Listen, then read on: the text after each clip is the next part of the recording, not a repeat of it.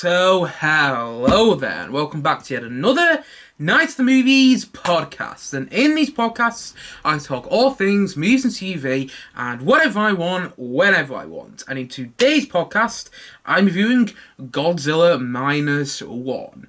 But just before I do that, I should say what's at the start of every podcast I do, which is, if you have been watching this podcast, if you are watching this podcast on YouTube, hello to my viewers, but if you prefer to listen to your podcast on Spotify, well, you are in luck, as you can also listen to this podcast on Spotify at Night of the Movies on that platform. And if you are already listening to this podcast on Spotify, hello there, as you podcast listeners, then you can also check the podcast out visually on my YouTube channel. Yes, you can watch this podcast on YouTube at Night of the Movies on that platform as well. Likewise, wherever you're watching or listening to this podcast, don't forget to like and subscribe if you enjoy the podcast, of course, and please leave me with some feedback on things to improve on in future podcasts, because there are always things to improve on, and feedback is, as ever, much appreciated. So, let's get into it, shall we? It's that time of the year, which of course means Godzilla. Yes, Godzilla Minus One is out in cinemas right now, and I must admit I was a bit surprised to hear that a Godzilla movie was releasing around Christmas, but nevertheless, it is. And I got interested in seeing this film once I heard a lot of the reviewers and film critics that I follow online talking about how great they found this film to be. You know, people who had already seen it were coming out and saying this is not only the best Godzilla movie I've seen, but also they were saying it's one of the best movies of 2023. And I was thinking, wow, one of the best movies of 2023 is a Godzilla film. I never ever thought that would happen, but that's what people were saying, and so I made a note of watching it in the cinema, because I am all for a good monster movie. I mean, just last week I did an almost hour podcast talking about Peter Jackson's King Kong, which came out in 2005, and my love of that film, how much I absolutely adore it, how character driven it is, and how when you get to the monster part of that film, when you get to the King Kong sections, it delivers. You know, I love that movie to pieces, and it's one of my favourite films of all time. And I really enjoyed Godzilla vs. Kong, which came out a couple of years ago. I really like Gareth Edwards' Godzilla, which came out in 2014. And there are parts of Godzilla King of the Monsters which I enjoy. I mean, it's a terrible film, but there are parts which I like. So you get the point. I like a good monster movie. And when I heard that this was a great monster movie, I got excited and I got interested. So I made a note of watching this at the cinema, as I've already said. And it is a Godzilla movie, but it has no connection to the Godzilla movies I just mentioned. It has no connection to Gareth Edwards' Godzilla, which came out in 2014. No connection to that film. No connection to Godzilla King of the Monsters. And no connection to Godzilla vs. Kong whatsoever. This is a Japanese-produced Godzilla movie, and it's directed by, and apologies if I mispronounce his name, Takeshi Yamazaki. Again, apologies if I mispronounce his name, but it is written and directed by him. And the IMDb plot synopsis for the film goes as follows. Feeling as if he has unfairly cheated death too many times, Koichi, the protagonist of this film, of Godzilla Minus One, who is a surviving kamikaze pilot, is attacked on Odo Island alongside World War II plane engineers by Godzilla. Yes, there's a very different take on Godzilla than I have seen. But anyway, the engineers die at the hand of Godzilla. The engineers on this island die at the hand of Godzilla as Koichi, that's how I pronounce his name in the film, as Koichi fails to distract the monster. An overwhelming amount of guilt weighs on him, especially after a homeless woman and a baby move into his home when he returns. So Koichi, the main character of the film, feels all this guilt for letting his comrades for letting the soldiers he was living alongside die at the hands of Godzilla when he could have saved them. And now he has returned home and he's looking after a woman and a baby, neither of which he knows. However, after Godzilla comes to Tokyo, Koichi, now on a personal mission, teams up with a large group of veterans to finally take down the monster known as Godzilla.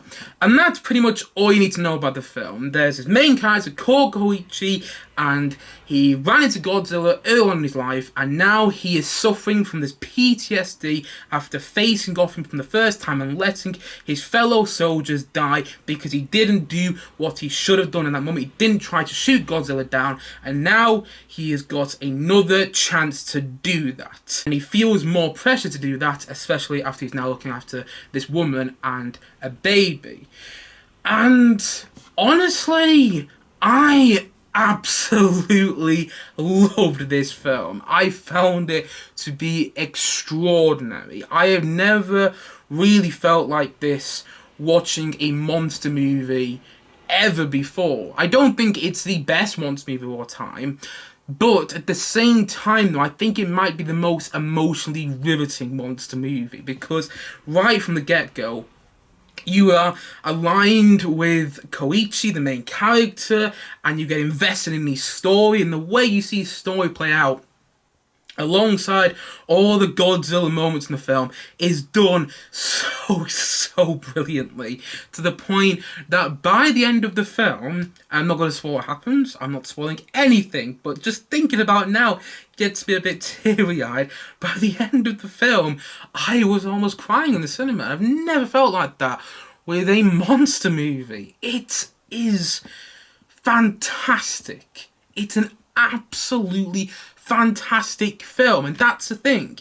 It's a fantastic film whether Godzilla is in it or not, because if you take the Godzilla aspect out of this film, it's still fantastic, and then you put Godzilla in and it's even more fantastic. It's just great because yes, you have this emotionally riveting story with the main character and the relationship he has with this woman that is taken off the streets, and with this baby that is not related to either him or the woman, and you see this very personable and relatable side to him, and I really like how that is done. And then you get to all the Godzilla stuff though. You're so invested in the main character's story that when you get to all the Godzilla stuff, it feels earned, and you almost want to get back to all the human stuff. At least I did when the Godzilla things happen. I was thinking, oh no wait, I'm more interested in the human story, but actually no, the Godzilla stuff is delivering though, and it really delivers.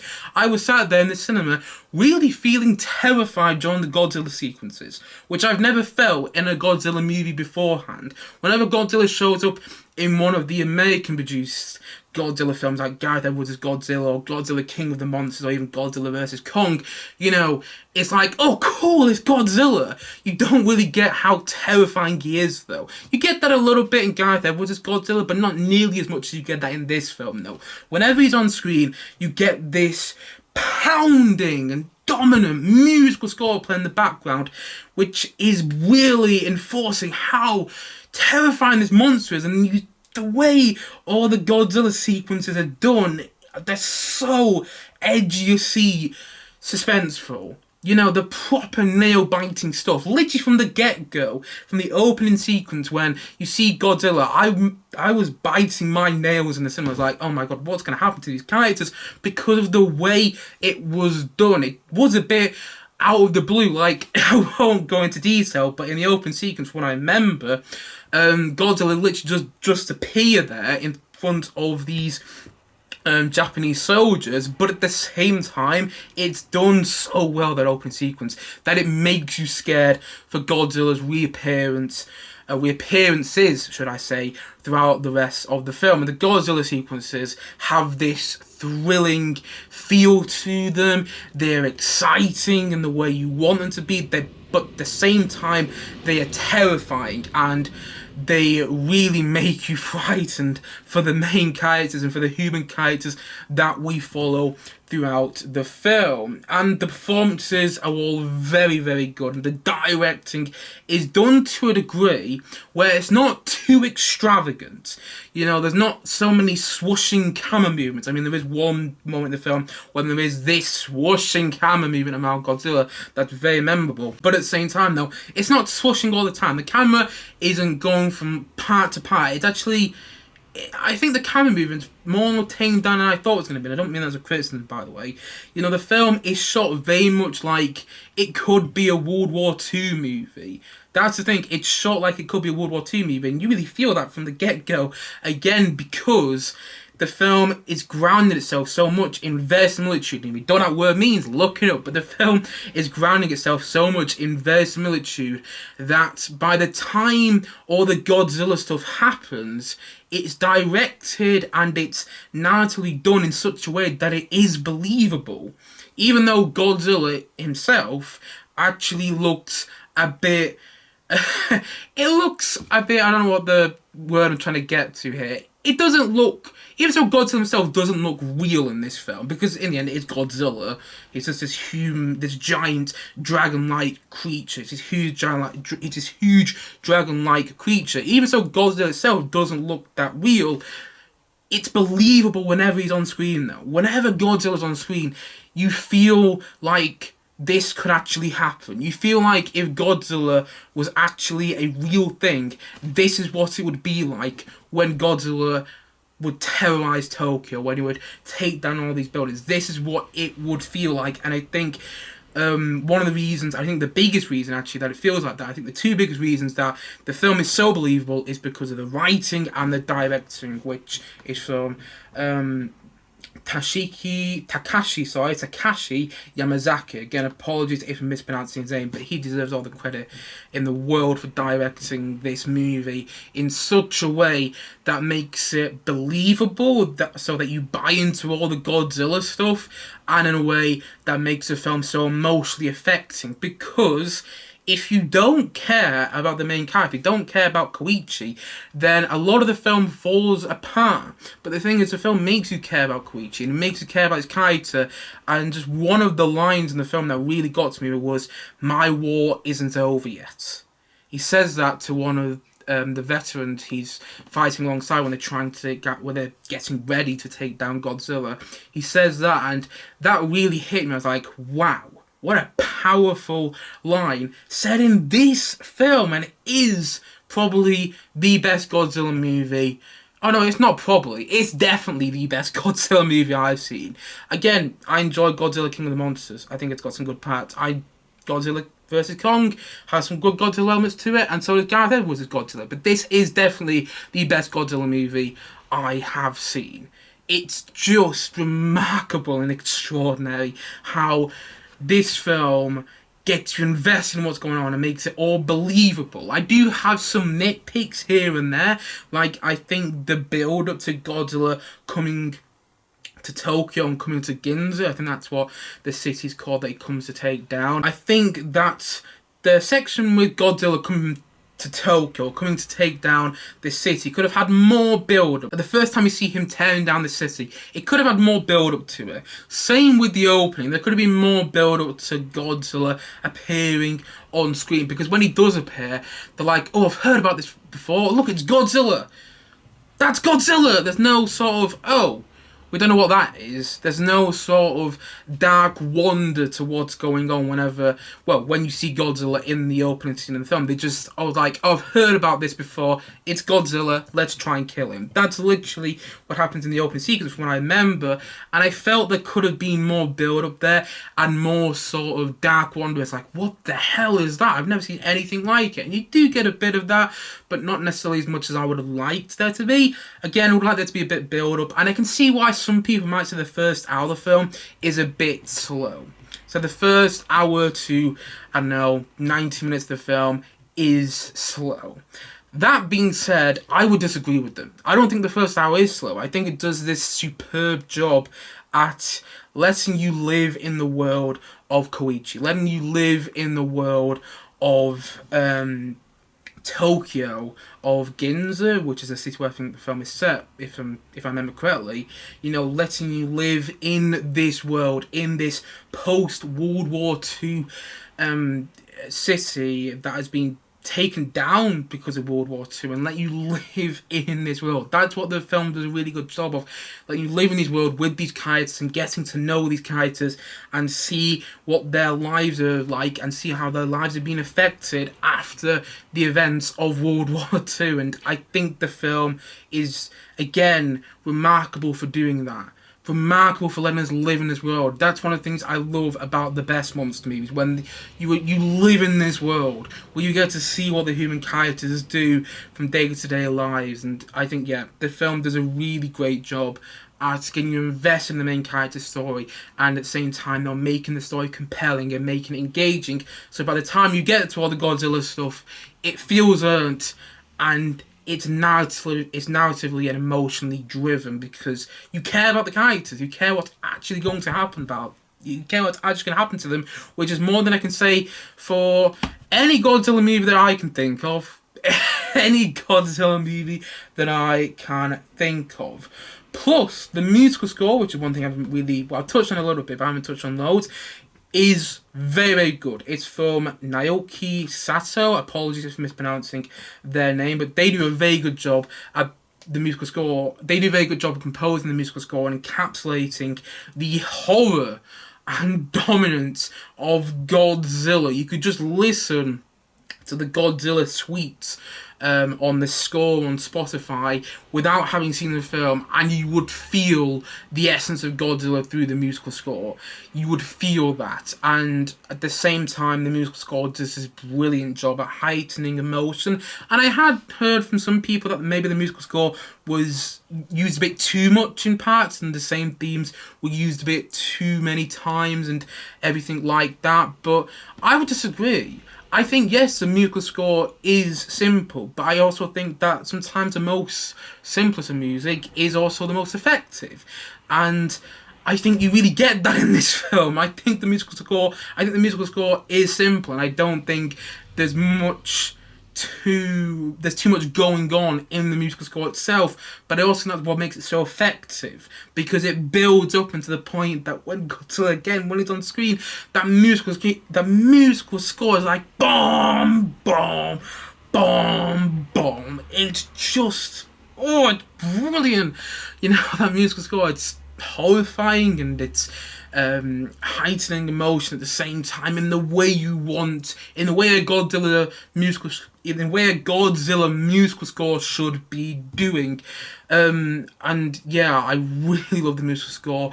I love the finale of the film. I loved how invested I was in these Japanese veterans trying to kill Godzilla. I love how it feels like an old-fashioned Godzilla film. I love how it feels like a classic old-fashioned Godzilla film, because I'm not somebody who grew up with Godzilla. I never grew up watching the kaiju monster or anything like that, the kaiju monster movies. I wish I did. But I remember watching one Godzilla movie when I was much younger, and I think it's one that included Godzilla's child, if I remember correctly. I think it's something... Yeah, it included Godzilla's child. And I remember really enjoying that film when I was younger. I haven't seen it in a very, very long time, but I remember enjoying it when I was younger. And I remember wanting to watch other Godzilla movies when I was younger, but never getting the chance to. Never actually going out and buying another Godzilla DVD or one of the classic Godzilla films. But I remember watching that film and just adoring it, the one with Godzilla's child. And this film reminded me of that. It had this... Even so I don't really know classic Godzilla movies, the film had this classic Godzilla feel to it, where it felt like the director was paying homage to those classic Godzilla movies, but in a way that also felt fresh and unique. And again, it just... it works so brilliantly. I love how Godzilla in this film is, signified as this threat of nuclear weapons. I love how that is done, because you really feel that, you really feel like the director is telling you how threatening and scary and devastating nuclear weapons can be, and there's one scene in the film which really showcases that. I mean, yeah, the threat of nuclear weapons, I think, is very well signified and encapsulated into the Godzilla character of the film, and you don't necessarily feel that again with the more recent Godzilla movies. If you follow my thinking there, I just loved how the threat of nuclear weapons was embodied into the character of Godzilla, and that made so many of the Godzilla moments more meaningful, which is something I never expect to say about a Godzilla sequence in any film that Godzilla appears in, and also more effective. The film is just fantastic. It's absolutely extraordinary. I know I keep saying that word, or I've said that word at least twice, maybe 3 times in this podcast today, but it really is an extraordinary film. I've never seen a Godzilla film like this before. I'm not saying they don't exist. I've just never seen a film like this do a take on Godzilla which actually makes you care about the human character surviving. Because in other monster movies, with the exception of Peter Jackson's King Kong, in my opinion, you don't really care about the human character surviving. You just want to see 2 big monsters fight on screen. And sometimes I enjoy that. Sometimes I want to go to cinema and see 2 big monsters fight on the screen and not think about the plot too much.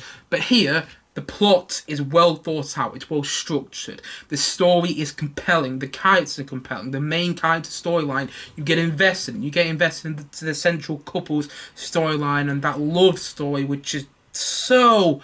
Oh, it's just one big emotional roller coaster which works brilliantly. You get invested, you feel emotionally affected by everything happening in the film, and the sequence where Godzilla comes into these cities and destroys everything is just terrifying, and it's so well directed. The performances are brilliantly done. It's a fantastically written film, and it really is it really is so memorable as well. It is simply the best Godzilla movie I've ever seen, and it is one of the best monster movies I've ever seen as well. I'm not going to say it's the best monster movie, but it's definitely up there because of how much I was glued to the screen from start to finish. It's not a long film. It's about 2 hours, which I don't consider long, and it just flew by. I absolutely adored it, and I can't recommend it enough. And so, all in all, I'm going to say that Godzilla Minus One, I'm going to say that it's an... You know what? I'm feeling generous today. I'm going to say it's a 9.5 out of 10. Honestly, I wasn't sure I was going to say this or not, but I'm going to say it anyway. This is one of the films of the year. This is one of the films of the year because I was really astounded by the effects it had on me, because all these people have been raving about it, right? All these people I follow online have been raving about the film, and I thought this might have been one of those films that I go in to watch at the cinema and everyone says it's brilliant, but I don't really like too much. That kind of happened with Killers of the Flower Moon early on this year for me. And so I was worried. I was sat there whilst the trailer was playing in the cinema thinking, oh god, I might dislike this because I don't know. I don't know if it's going to be for me. I enjoy the American produced Godzilla movies.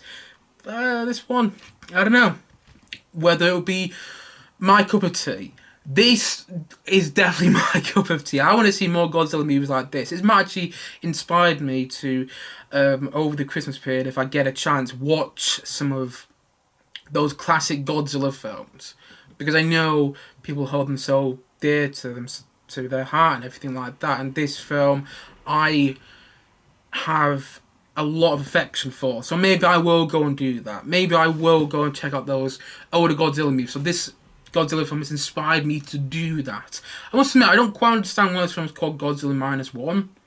That isn't really explained in the film, and if someone could explain that, that'd be great, because I would love to know what the title of the film meant.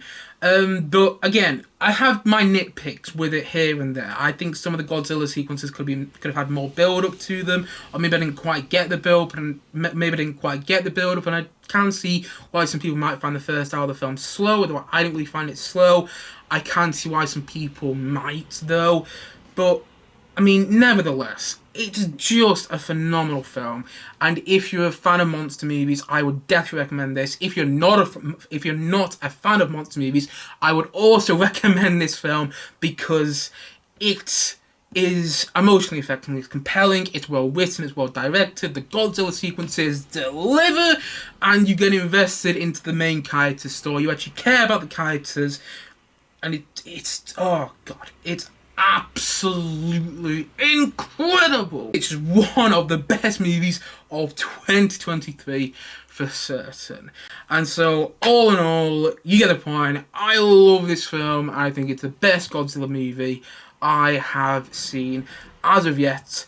And as what he said, I'm going to say once more that Godzilla Minus One is a 9.5 out of 10 from me.